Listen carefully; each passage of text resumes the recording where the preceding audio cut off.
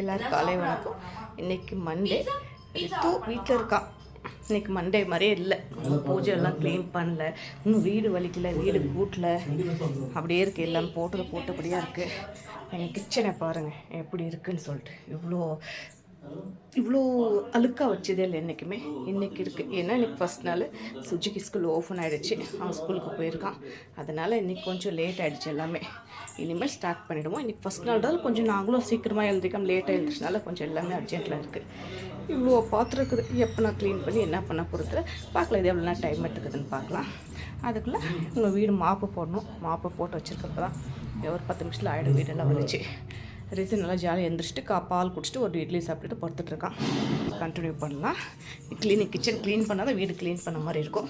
ஒரு கொஞ்சம் நேரத்தில் முடிச்சிடும். எவ்வளோ நேரம் ஆகுதுன்னு பார்க்கலாம். ஓகே, பாய். சமையல்லாம் முடிச்சாச்சு.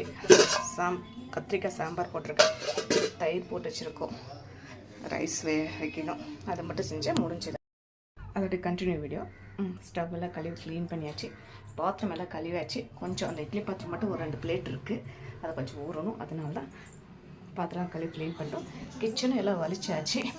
இப்போ இருக்கிறது நெக்ஸ்ட்டு பெட்ரூமு ஹால் மட்டும் வலிச்சு க்ளீன் பண்ண முடிஞ்சுது. அவ்வளோதான். இது நெக்ஸ்ட்டு பூஜை பாத்திரம் கழுவிட்டு க்ளீன் பண்ணிட்டு பூஜை பண்ணுறது தான். நெக்ஸ்ட் வீடியோ பார்க்கலாம். அதோட கண்டினியூ.